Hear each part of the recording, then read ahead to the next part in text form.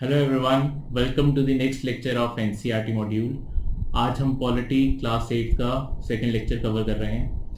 Discussion को continue करते हुए आज सबसे पहली चीज जो हम डिस्कस करेंगे वो है difference between a state and a government. State क्या होती है और गवर्नमेंट क्या होती है। बेसिकली इसका बेसिक डिफरेंस, सबसे क्रक्स जो है वो यहाँ पड़ता है कि गवर्नमेंट स्टेट का पार्ट होती है। स्टेट एक ज्यादा बड़ी एंटिटी होती है। कैसे? इंडिया एक स्टेट है, इसके अंदर सरकारें गवर्नमेंट्स चेंज होती रहती हैं, पर इंडिया एक परमानेंट इंस्टीट्यूशन है।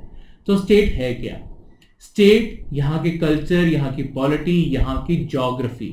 हमारी पॉलिटिकल बाउंड्री है कश्मीर से लेके कन्याकुमारी, गुजरात से लेके अरुणाचल प्रदेश, ये एक स्टेट है। इसके अंदर सिटीजन्स वो स्टेट है, इसकी गवर्नमेंट, इसकी गवर्नेंस वो स्टेट है। तो ये ओवरऑल जो हमारी इस टेरिटरी को और इसके अंदर रहने वाले लोगों को अगर एक साथ हम डिफाइन करेंगे वो है इंडियन स्टेट। इंडियन स्टेट में हर कोई पार्ट बनेगा। जो एट द प्रेजेंट इस सिस्टम को चला रहे हैं, इस सिस्टम को गवर्न कर रहे हैं, वो आज की गवर्नमेंट पड़ेगी। तो ये सबसे बड़ा डिफरेंस है इन दोनों में और इस कंसेप्ट का क्रक्स भी। तो याद रखिएगा कब वर्ड स्टेट यूज करना है और कब वर्ड गवर्नमेंट यूज करना है। गवर्नमेंट सिर्फ एक गवर्निंग बॉडी है स्टेट की। स्टेट सिटीजन्स को भी, उसके स्ट्रक्चर को भी और उसकी गवर्नमेंट को भी एक साथ लेके बोली जाती है।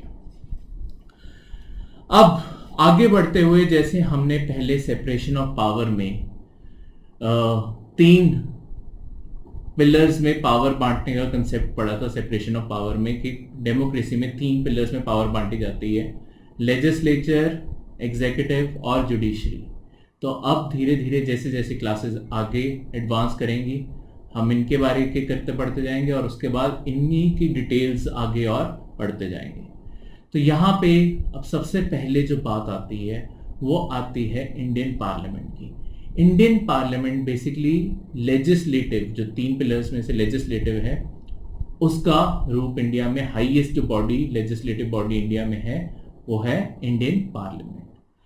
इंडियन पार्लियामेंट इंडिया के कॉन्स्टिट्यूशन, इंडिया के लॉज को अमेंड यानी कि चेंज करने की या कोई भी नए कानून बनाने की पावर रखती है।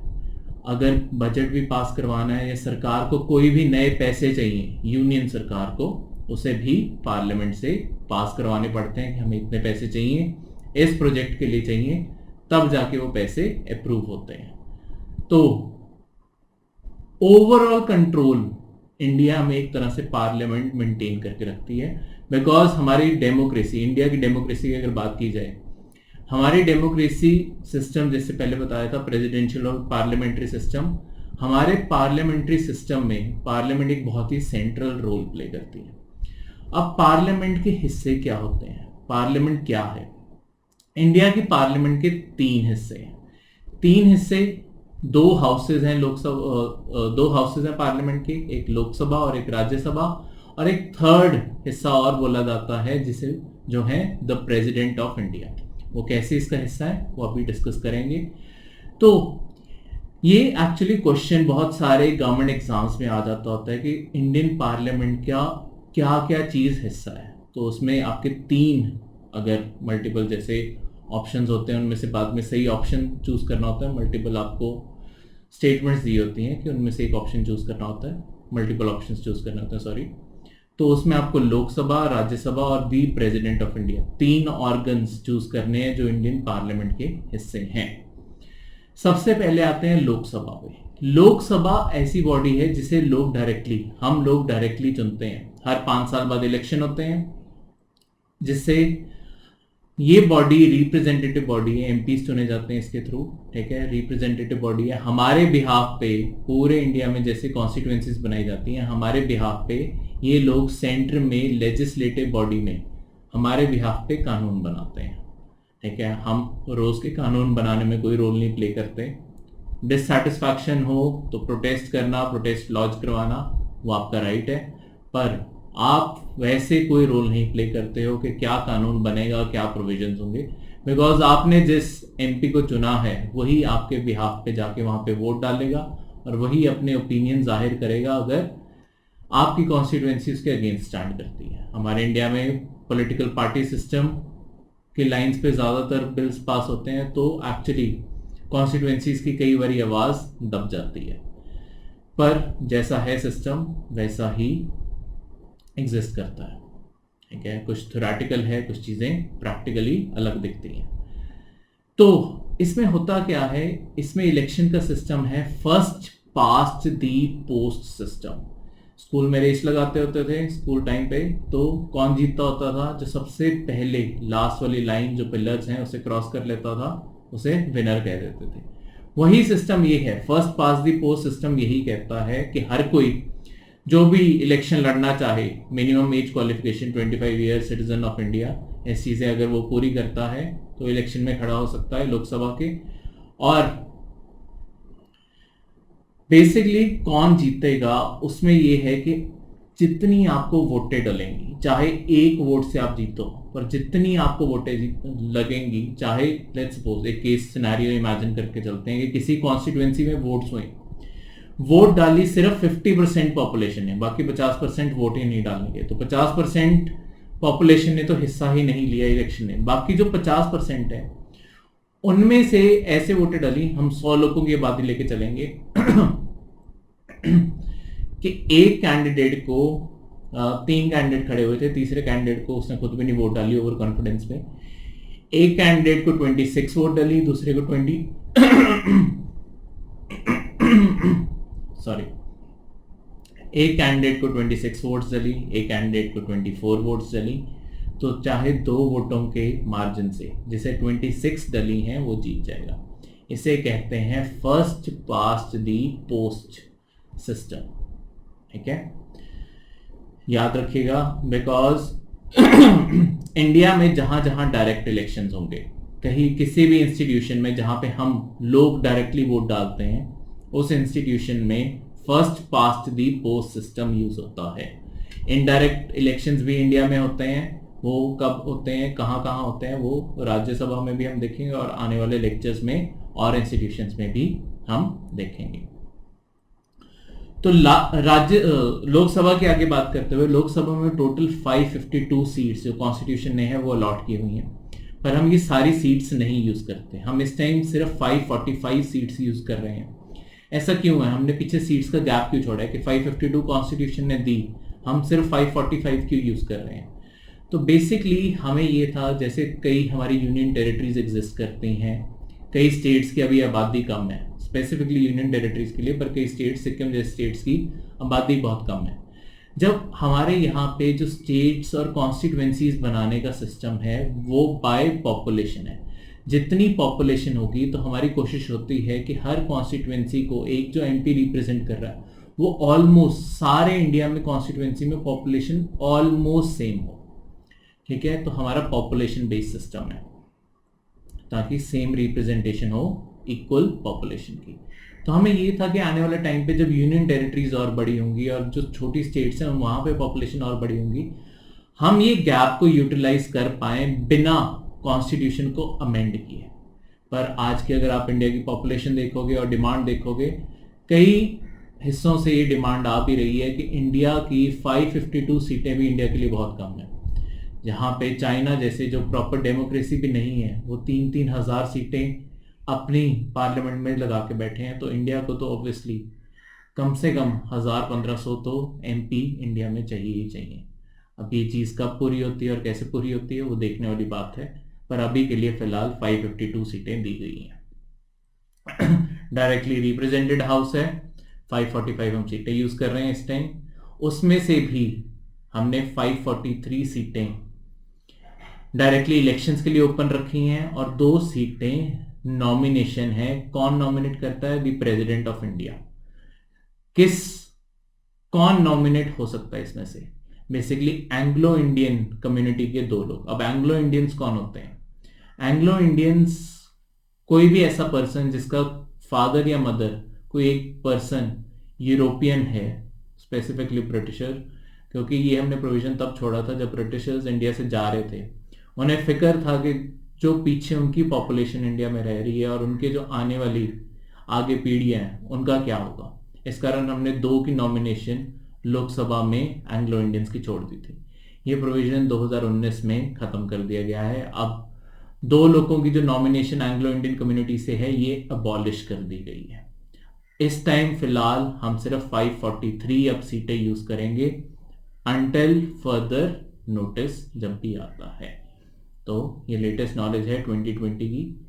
तो ये सिस्टम इस टाइम 543 सीटें यूज कर रहा है। सेकेंड हाउस इंडियन पार्लियामेंट का है राज्यसभा।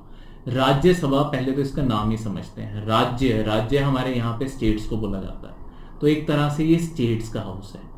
हमारी स्टेट्स, हमने एक फेडरल सिस्टम बनाया है जिसमें चाहे फेडरल वर्ड हमारे कॉन्स्टिट्यूशन में मेंशन नहीं है, ये चीज़ मैंने पहले बोली है, दोबारा रिपीट कर दो, फेडरल वर्ड हमारे कॉन्स्टिट्यूशन में मेंशन नहीं है, पर हमने एक फेडरल स्ट्रक्चर का सिस्टम ज़रूर बनाया है जहाँ पे हमारी कोशिश है कि हर स्टेट को भी सेंटर में आवाज़ मिल सके अपना ओपिनियन रखने की। इस कारण सेंटर में बनाया गया आपका राज्यसभा।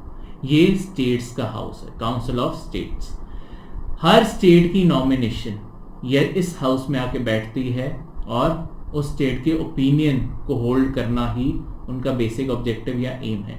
चाहे वहाँ पे भी पॉलिटिकल लाइंस पे ही इलेक्ट होते हैं और पॉलिटिकल लाइंस पे ही वोट डलती है, पर पीछे एक ऑब्जेक्टिव और एम जिससे बनाया गया था वो बताना जरूरी है।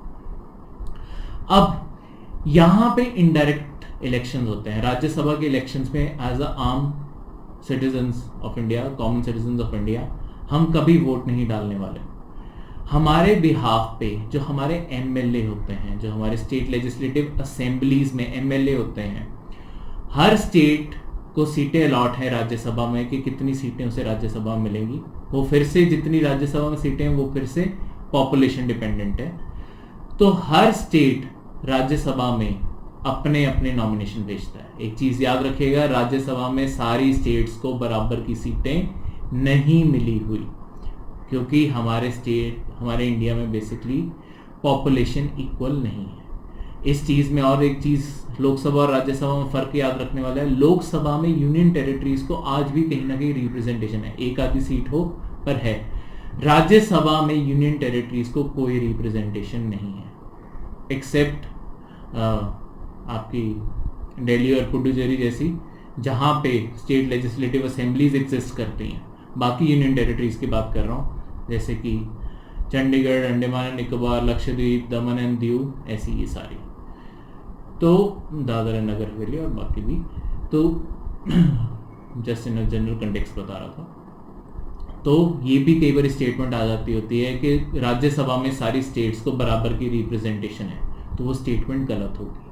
तो इसे ध्यान से रखिएगा जब पेपर आएगा। तो अब राज्यसभा वापस आते हुए, राज्यसभा में इनडायरेक्ट इलेक्शंस का सिस्टम है। तो इस सिस्टम का भी एक नाम होगा, जैसे डायरेक्ट इलेक्शंस का सिस्टम जो लोकसभा में था उसका नाम था फर्स्ट पास्ट द पोस्ट। यहाँ पे इनडायरेक्ट इलेक्शंस का सिस्टम है, इसका नाम है proportional representation by means of single transferable vote. काफी लंबा नाम है, तो मैं दोबारा रिपीट करता हूँ, चाहे वीडियो को पॉज करके रिवाइंड करके दोबारा से सुन के इसे लिख लीजिए।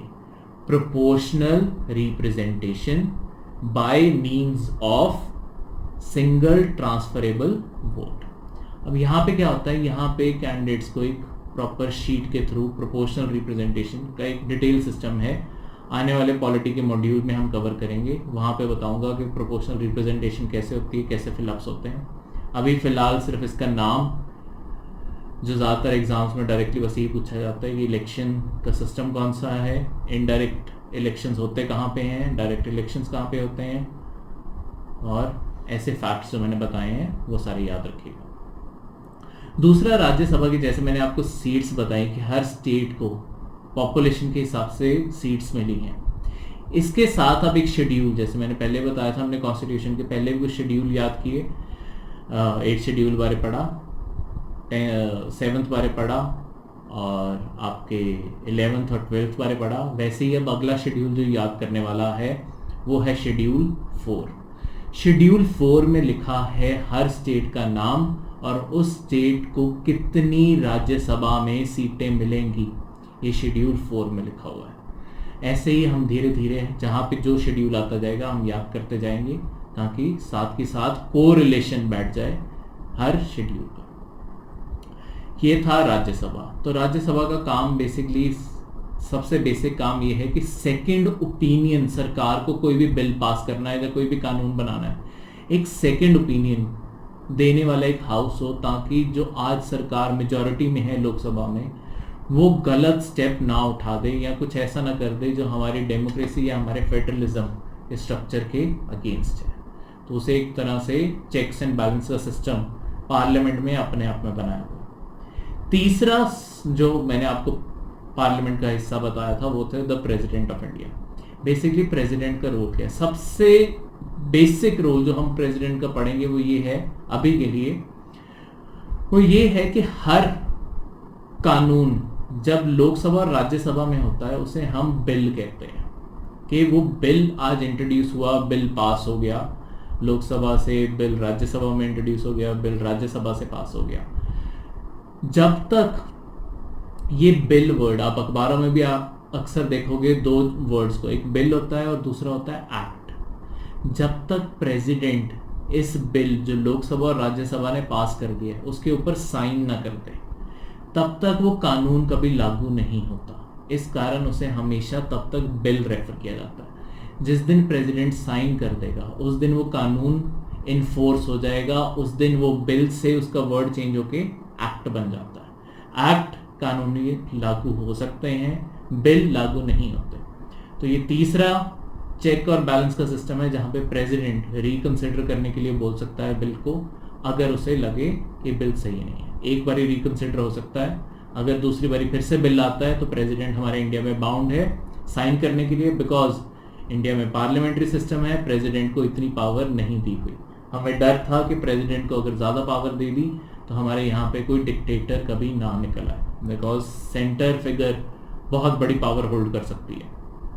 इस कारण हमने कोशिश की है पावर को जितना बांट के रखा जा सके उतना बांट के रखा जाए, ताकि इंडिया में कभी भी कोई भी डेस्पॉट, कोई भी डिक्टेटर इंडिया में ना आ सके और इंडिया की डेमोक्रेसी कभी भी खतरे में ना आए ओवरऑल। कई बार सिस्टम कॉम्प्रोमाइज ज़रूर हो जाते हैं, पर इसका मतलब ये नहीं है कि कभी डेमोक्रेसी लॉन्ग टर्म में कॉम्प्रोमाइज़ हो जाएगी। डेमोक्रेसी इंडिया की अपना बैलेंस खुद बना लेती है। हमने एक स्टेबल डेमोक्रेसी बनाने में कामयाब हो गए हैं। इसका सबूत यही है कि हमें 70 साल हो गए हैं इस डेमोक्रेसी को बनाते हुए। और हमारा अगर आप नेबरहुड देखेंगे, हमारे नेबरहुड में कोई भी एक अच्छी स्टेबल डेमोक्रेसी नहीं है। कहने के लिए बहुत सारी डेमोक्रेसीज हैं, पर कहीं ना कहीं उनके सिस्टम क्लियरली बताते हैं कि कोई मिलिट्री है या कहीं पे राज शासन है, और डेमोक्रेसी बनी हुई है तो बहुत ही शॉर्ट पीरियड हुआ है उन्हें, वो अपने अभी भी स्टेबल नहीं है। उनके अंदर बहुत सारी अलग अलग फोर्सेस एग्जिस्ट कर रही हैं जो से वहाँ की डेमोक्रेसी को ख़त्म करने की कोशिश कर रही हैं। अब इससे आगे डिस्कशन बढ़ाते हुए हम चलते हैं कि हमने जब लॉ बनाते हैं, बेसिकली इंडिया की लॉ में ज़रूरत है, इंडिया में लॉ की ज़रूरत ही क्यों है? इसका एग्जाम्पल आएगा एंशिएंट इंडिया और मिडीवल इंडिया से। एंशिएंट और मिडीवल इंडिया में कभी भी कानून लिखे नहीं जाते थे, या तो वो हमारे ग्रंथों के हिसाब पे होते थे, वेद हो गए या कुरान, कुछ भी शरिया, कुछ भी जिनके बेस पे हमारे यहाँ पे लॉज हमेशा एग्जिस्ट करते आए हैं, या लोगों की या राजाओं की, चाहे पंचायत के लोगों की या राजाओं की अपनी समझ पे होता था कि उन्हें कितना बड़ा क्राइम लगता है और उसकी क्या सज़ा देना चाहते हैं। पर इस सिस्टम में एक बहुत बड़ा फ्लॉ था। एक सिस्टम में क्या फ्लॉ था? इंडिया में जैसे कास्ट सिस्टम जैसी चीज़ है और अमीर और गरीब में फ़र्क हमेशा से एग्जिस्ट करता है, अमीर और गरीब का फ़र्क। तो दूसरा कास्ट सिस्टम इंडिया में एक बहुत बड़ी प्रॉब्लम थी। तो इसके कारण क्या होता था, जब लॉज लिखे नहीं जाते थे तो लेट्स सपोज पंचायत के आगे कोई चीज़ फैसले के लिए आए, केस लगा के चलते हैं कि मर्डर का केस आया, दो लोगों ने मिलके किया, एक अपर कास्ट सिस्टम बिना नाम मेंशन किए, कास्ट सिस्टम में एक हायर हायरार्की से था, एक लोअर हायरार्की से था, दोनों ने मिलके मर्डर किया। ऐसे केसेस में कई बार पंचायत क्या करती थी, जो तो लोअर क्लास से या कास्ट से लोग होते थे उन्हें मौत की सज़ा, और जो अपर कास्ट से होते थे या जो अमीर लोग होते थे उन्हें बस एक फाइन लगा के बाइज्जत बरी कर दिया जाता था। तो हमारा सिस्टम फेयर नहीं था। हमारे सिस्टम में किसी को बराबर की सज़ा नहीं मिल रही थी, ना कानून किसी को एक नज़र से देख रहा था। तभी आज जो तुम्हारी लेडी ऑफ जस्टिस है उसकी आंखों में पट्टी होती है, ताकि वो religion, caste, colour, creed, gender, इन चीज़ों पे फर्क ना करें। इसी से वो जो इसी कंसेप्ट पे बेस्ड है जो आज हम यूज करते हैं, जैसे कहते हैं रूल ऑफ लॉ। इंडिया में रूल ऑफ लॉ ब्रिटिशर्स ने एक तरह से इस्टेब्लिश करना शुरू किया। ब्रिटिशर्स जब इंडिया में आए, उन्हें ये कास्ट सिस्टम के बेस पे सजा देना ये सब कुछ समझ नहीं आया, तो उन्होंने क्या किया, सारे पंडितों, मौलवियों सबको इकट्ठा करके रिलीजियस लॉज से इंडिया के लॉज बनाने शुरू किए, इंडिया के पीनल कोड बनाने शुरू किए। बाद में उसमें बहुत सारी मॉडिफिकेशन होती रही। ये रिलीजन के ऊपर बेस्ड नहीं है, पर इनकी शुरुआत वहीं से हुई थी कि समझने से कि हमारे रिलीजन्स एक्चुअली कैसी की सजा देना पसंद करते हैं, किस क्राइम को। तो हमारे पीनल कोड्स, आज इंडिया में penal code, Indian penal code exist करता है, वो एक तरह से आपको रूल ऑफ लॉ की गारंटी देता है। रूल ऑफ लॉ क्या है, अगर कोई दो लोग सेम क्राइम करते हैं, इररिस्पेक्टिव वो किस जेंडर, कास्ट, कलर, रिलीजन से हैं, उन्हें बिल्कुल सेम सजा मिलेगी। इसे कहते हैं रूल ऑफ लॉ। यहाँ पे किसी का स्टेटस नहीं देखा जाता, इंस्टेड उनका क्राइम देखा जाता है और सिर्फ क्राइम के बेस पे ही उन्हें सजा सुनाई जाती है। ठीक है, तो ये है कंसेप्ट रूल ऑफ लॉ का। इससे आगे बढ़ते हुए कंसेप्ट आता है हमारी जुडिशरी का। हमारी judiciary one of the pillars है इंडियन डेमोक्रेसी का। इस कारण इसका बहुत इंपॉर्टेंट रोल है किसी भी डेंजरस कानून से हमारे सिटीजन्स को बचाए रखना और कुछ डेंजरस एलिमेंट्स जो हमारी सोसाइटी में हैं उनसे सोसाइटी को बचाए रखना, दोनों के लिए रूल है। तो एक कानून वाले रूल में एक चीज़ इंपॉर्टेंट है कि जुडिशरी अगर चाहे, बिकॉज अगर जुडिशरी चाहती है कि वो कानून को बिना किसी बायस के जज करे, तो उसे गवर्नमेंट से इंडिपेंडेंट होना पड़ेगा। अगर वो सरकार के अंडर काम कर रही है, कोई भी पर्सन जो सरकार के अंडर काम कर रहा है वो सरकार के अगेंस्ट जाना उसके लिए पॉसिबल नहीं है, नहीं तो उसकी नौकरी जाएगी। अगर नहीं भी जाती तो हरासमेंट बहुत ज़्यादा बढ़ जाती है, ये आम केसेस में देखा गया। तो जुडिशरी को इंडिपेंडेंट बनाने के लिए कॉन्स्टिट्यूशन ने बहुत सारे प्रोविजन रखे हैं ताकि जुडिशरी अपना काम बिना किसी बायस के कर पाए। इंडियन जुडिशरी के लिए दो वर्ड्स जो यूज़ किए जाते हैं वो हैं इंडिपेंडेंट और इंटीग्रेटेड। इंडिपेंडेंट कि वो किसी इंस्टीट्यूशन के अंडर नहीं आती, डायरेक्टली कॉन्स्टिट्यूशन उसे पावर देता है अपने फंक्शन खुद चलाने की। दूसरा है इंटीग्रेटेड। इंटीग्रेटेड का मतलब होता है एक दूसरे से जोड़ देना। हमारी जुडिशरी ऐसा नहीं है कि हर इंस्टीट्यूशन अपना अलग अलग ऑपरेट कर रहा। हमारे यहाँ पे एक पिरामिडिकल स्ट्रक्चर है। पिरामिड के टॉप पे आता है तुम्हारा सुप्रीम कोर्ट, फिर हर स्टेट का हाईएस्ट कोर्ट होता है हाई कोर्ट, फिर उसके बाद डिस्ट्रिक्ट कोर्ट्स आते हैं, फिर उसके नीचे तुम्हारे ग्राम न्यायालय, लोक अदालत, वैसी सारी चीज़ें भी आ जाती हैं। तो अब ये इंटीग्रेटेड कैसे है? इंटीग्रेटेड ऐसा है कि अगर तुमने एक लोअर कोर्ट से अपील करनी है तुम हमेशा ऊपर वाले कोर्ट में करोगे, नीचे वाले कोर्ट में नहीं करोगे, हमेशा ऊपर अपील्स ऊपर जाएंगी।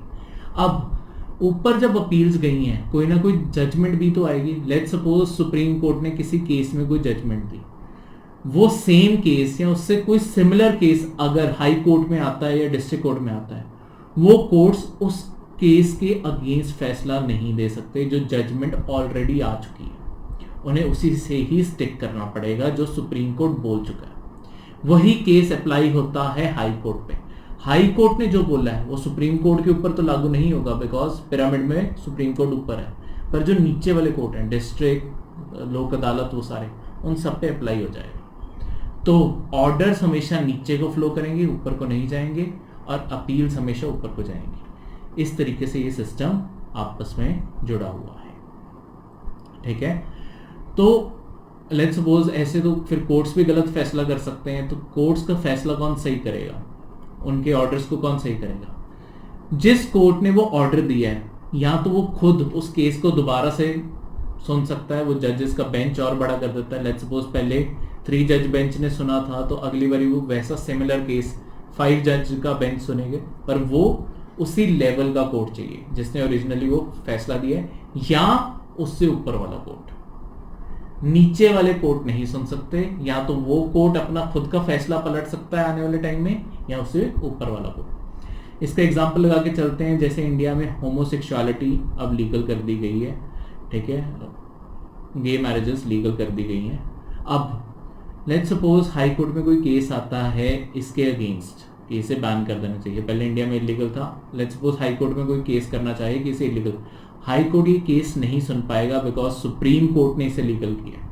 अगर कोई चाहता है कि इसकी इलीगल इसे करने के लिए कोई केस फाइल किया जाए तो उसे सुप्रीम कोर्ट जाना पड़ेगा। सुप्रीम कोर्ट पहले तो सुनना चाहेगा, उसकी मर्जी है।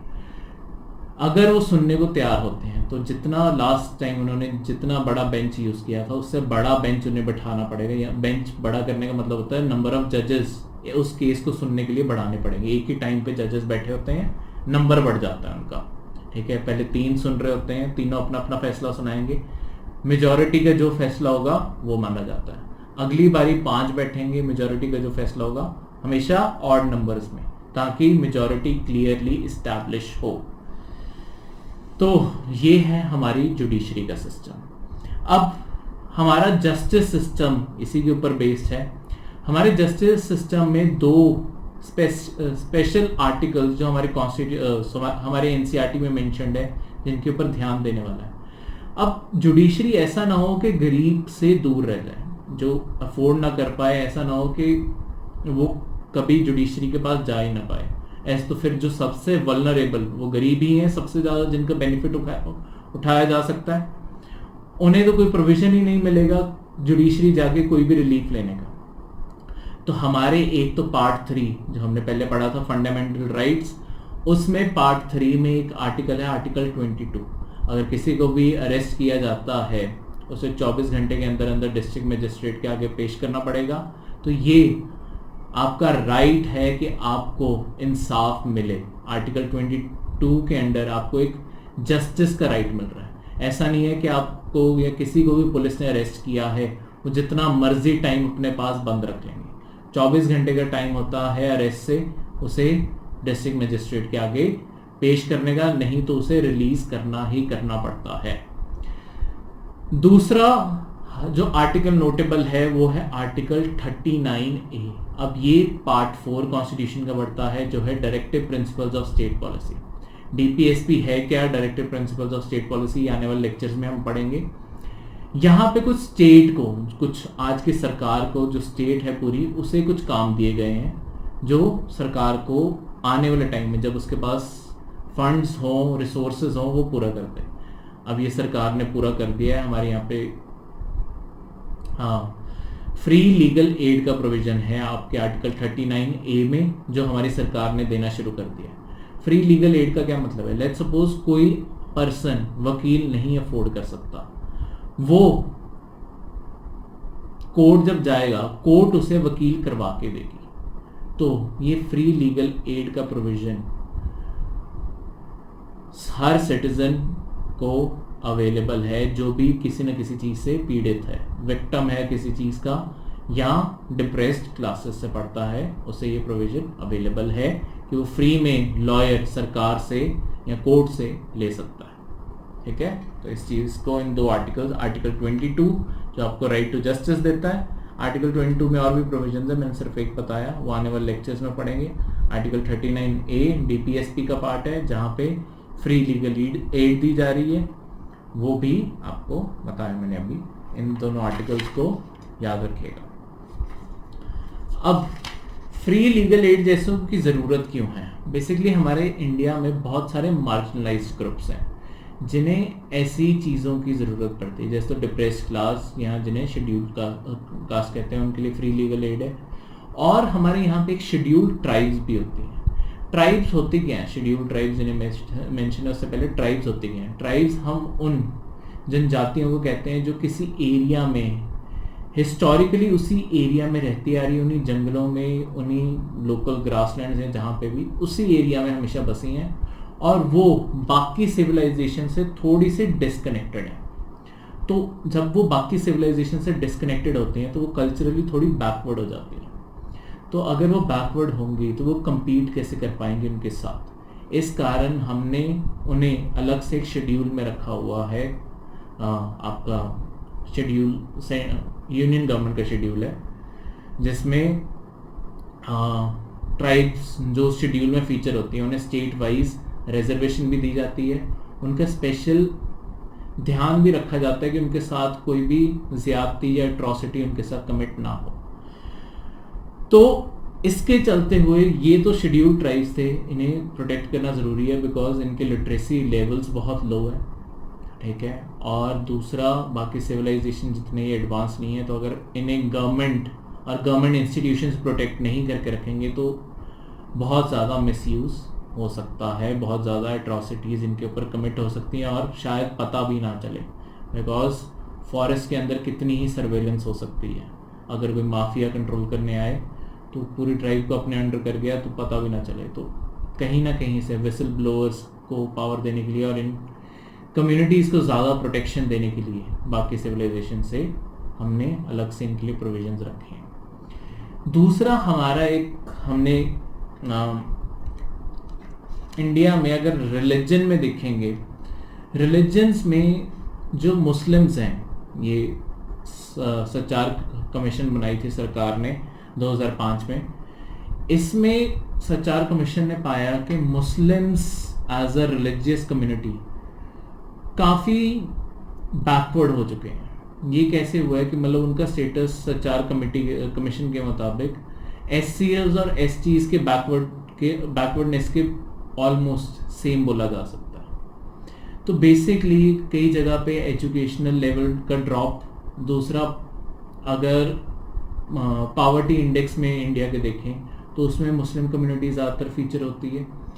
तो इसमें कम्युनिटी की अपनी कोई गलती नहीं है। ओवरऑल जब कम्युनिटीज़ इंडिया में पोस्ट इंडिपेंडेंस एक सिनेरियो लगा के चलें, देखिए पोस्ट इंडिपेंडेंस जब हुआ तो इंडिया में और पाकिस्तान में बहुत ज़्यादा दंगे हुए। इंडिया में, पाकिस्तान में ज़्यादातर दंगे हिंदूज़ और सिख्स के अगेंस्ट फोकस थे, और इंडिया में वही सेम एट्रॉसिटीज़ मुस्लिम्स के अगेंस्ट कमिट हुई। तो कहीं ना कहीं कम्युनिटीज़ ने अपने आप को, पाकिस्तान में हिंदू और सिख कम्युनिटीज़ ने, इंडिया में मुस्लिम कम्युनिटीज़ ने अपने आप को सेग्रीगेट कर लिया बाकी से अपने आप को बचाने के लिए, ठीक है। नेचुरल टेंडेंसी है ह्यूमंस की। तो ओवर द टाइम हुआ क्या कि इनकी डेवलपमेंट आपस में ही श्रिंक होके रह गई बिकॉज कम्युनिटी इंट्रैक्शंस कम हो गई। इसका बहुत बड़ा इम्पैक्ट हम लॉन्ग टर्म 2005 में कमीशन बनाई गई तो हमने ये देखा कि लॉन्ग टर्म में ये बैकवर्डनेस बहुत ज़्यादा बढ़ गई है। इसके लिए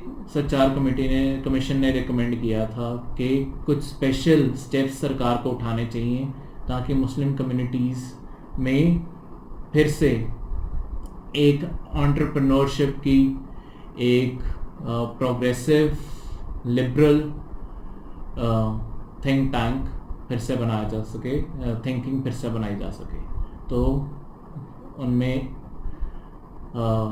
फ़िलहाल सरकार ने कुछ जैसे स्कॉलरशिप स्कीम्स, ऐसी चीज़ें ज़रूर बनाई हैं, पर कोई रिजर्वेशन जैसी चीज़ नहीं है। बाकी सरकार की अपनी पॉलिसीज़ हैं, सरकार अपने आप कंसिडर करती रहती है, जैसे सरकारों को ठीक लगता है ये चीज़ें बढ़ती रहती हैं। सचार कमीशन ने एक और बड़ी जो मिथ थी मुस्लिम कम्युनिटी को लेके वो बर्स्ट की। सचार कमेटी ने एक चीज़ नोट की कि जो आम लोगों में पर्सपेक्टिव है वो ये है कि ज़्यादातर मुस्लिम्स मदरसों में जाके पढ़ते हैं। जो फैक्ट सच्चर कमीशन ने जो फैक्ट फाइंडिंग की उससे साबित हुआ कि ये फैक्ट बिल्कुल गलत है। ऐसा कुछ नहीं है, ये सिर्फ एक लोगों में हिस्टेरिया बना हुआ है कि ऐसा कुछ है, नहीं। ज़्यादातर मुस्लिम्स के जो बच्चे हैं वो ज़्यादातर प्राइवेट स्कूल्स में जाते हैं, उसके बाद गवर्नमेंट स्कूल में जाते हैं, और एक्चुअली मदरसों में जाने वाले बच्चे सिर्फ 4% पॉपुलेशन का हिस्सा है। तो वो एक बहुत ही माइन्यूट पॉपुलेशन है, पर एक स्टीरियोटाइप क्रिएट हो जाता है, एक प्रेजुडिस क्रिएट हो जाता है। इस कारण ये सोसाइटी में ये सब कुछ ओवर द टाइम स्टीरियोटाइप्स और प्रेजुडिस जो हैं, ये बेटर अंडरस्टैंडिंग जब सोसाइटी में बनेंगी तब जाके ये चीज़ें ख़त्म होंगी। तो हर एक को कोशिश करने वाली है कि कोई भी फोर्स हमें आपस में एज अ इंडियन कभी डिवाइड ना कर पाए। हमें हमेशा एक कम्युनिटी, एक पर्सन को हमेशा बेटर अंडरस्टैंड करने की कोशिश करनी चाहिए। उन्हें या किसी को भी एक प्री जजमेंट नहीं करनी चाहिए, ना कोई स्टीरियोटाइप क्रिएट करना चाहिए। इंडिया की यूनिटी में ही इंडिया की सबसे बड़ी स्ट्रेंथ लाई करती है। तो इसके लिए